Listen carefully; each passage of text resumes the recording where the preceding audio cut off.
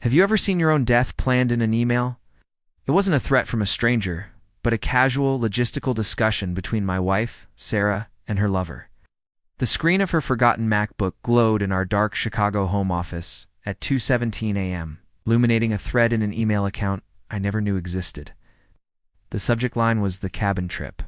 It detailed a plan to make my upcoming solo hiking trip a permanent tragic accident on a remote trail. No witnesses, a clean break. They weren't just cheating. They were plotting to erase me. Every loving text she'd sent that day, every kiss goodnight, was a lie painted over a canvas of pure, cold-blooded betrayal. I closed the laptop, the click echoing in the silent house like a gunshot. And in that moment, the man she married died, and someone far more patient took his place. If you genuinely enjoy our stories, please subscribe to the channel. Tell us where you're from, what time it is right now. It's always fascinating to know how far our story flows. For 10 years, I believed our life was a fortress. We'd built it together from nothing, brick by brick, in a small apartment on the north side. I worked 2 jobs so she could finish her law degree. I held her when she failed the bar the first time and celebrated with champagne when she passed the second. We bought a house in Lincoln Park, a beautiful brownstone on a quiet, tree-lined street. I thought it was our sanctuary, but it was just a stage for her performance. The strange behavior started subtly. Late nights at the office became more frequent. Her phone, once left carelessly on the kitchen counter, was now permanently attached to her hand, screen down. When I'd walk into a room, she'd end calls with a clipped, "I'll call you back." She said it was Mark, a senior partner at her firm. "He's a nightmare," she'd sigh, "a total micromanager." She painted him as a villain, a necessary evil in her climb up the corporate ladder. I, the trusting fool, bought every word. The discovery began with a thread, a single loose string on the perfect sweater she'd woven. A credit card statement arrived, and a charge for a room at the Peninsula Chicago caught my eye. It was for a night I was out of town visiting my sick mother. When I asked, her lie was immediate and smooth. "Oh, the firm put up a client there. I had to meet them for a late dinner and just used my card. They'll reimburse me." It sounded plausible, but a seed of doubt was planted. A few weeks later, I was looking for a document in her car and found a receipt from a small, intimate Italian restaurant in the Gold Coast, dated the same night as the hotel charge.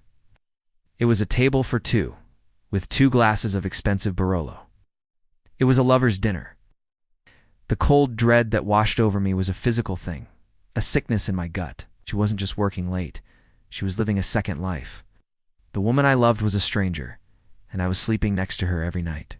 She became a ghost in our home, her laughter brittle, her touch a fleeting, absent-minded gesture. The warmth that once filled our house had evaporated, replaced by a chilling, sterile silence.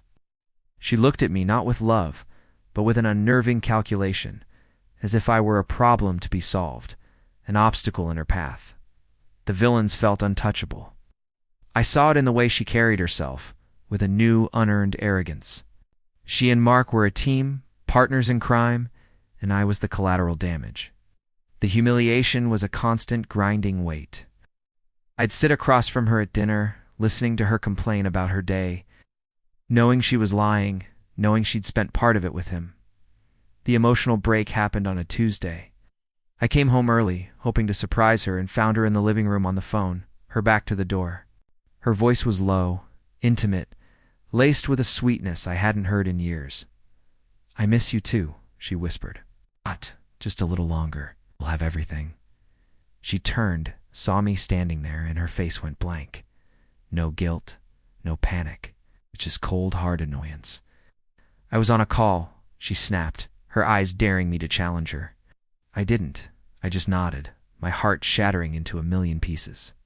That night, I wept in the guest room, a broken man mourning a life that was already gone. But from that breakdown, a new resolve was forged.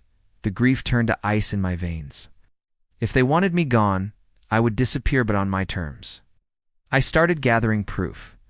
I installed a keylogger on her laptop, the one she'd so carelessly left open. The burner email was a goldmine. They'd been planning this for months. They discussed my life insurance policy, her future as a grieving widow, their life together afterward. I saved every email, every chat log. I hired a private investigator, a grizzled ex-cop, who documented their meetings at the peninsula, their dinners, their stolen afternoons. The photos were a punch to the gut, but they were also my ammunition. I contacted a lawyer, a shark who specialized in hike-and-flick divorces. We set the traps. I quietly moved all my personal assets into a trust she couldn't touch. I took out a new insurance policy, naming my sister as the sole beneficiary, and documented the reason why with my lawyer fear for my life. The cabin trip was my idea, a suggestion I'd made weeks ago, and she had eagerly encouraged it. It was the centerpiece of their plan, and now it would be the centerpiece of mine. The day before I was supposed to leave, I told her I was heading up a day early to get a head start. She kissed me goodbye at the door, her eyes filled with a predatory sympathy. "Be safe," she whispered. It was the last time she would ever touch me. The public exposure was a masterpiece of timing. The next day, while I was supposedly hiking a remote trail in Wisconsin, my lawyer filed for divorce, citing adultery and conspiracy to commit murder. Simultaneously, the private investigator's report, complete with photos and copies of the emails, was delivered to the managing partners of her law firm and to Mark's wife. The Board of Ethics for the State Bar received a similar package. I imagined the scene, Sarah sitting in her pristine office on the 50th floor, her phone buzzing with a notification from the court. The door opening, the senior partner standing there, his face grim, a stack of papers in his hand. Her world, so carefully constructed, imploding in a single fiery moment. She was suspended immediately, her career in ruins. Mark was fired, his own life and marriage destroyed in an instant. The legal battle was brutal, but I had all the cards. The emails were undeniable. She tried to claim they were fake, that I was framing her. But the digital forensics proved otherwise. In the end, she got nothing. No house, no money, no career. The law, her own chosen weapon, was the instrument of her destruction. I never went back to the brownstone. I sold it and everything in it. Sometimes late at night I'll drive through Lincoln Park and see the house, its windows dark and empty. She lost everything, and I was left with the quiet, haunting echo of a life that never truly was. The silence is the loudest sound I know. The end.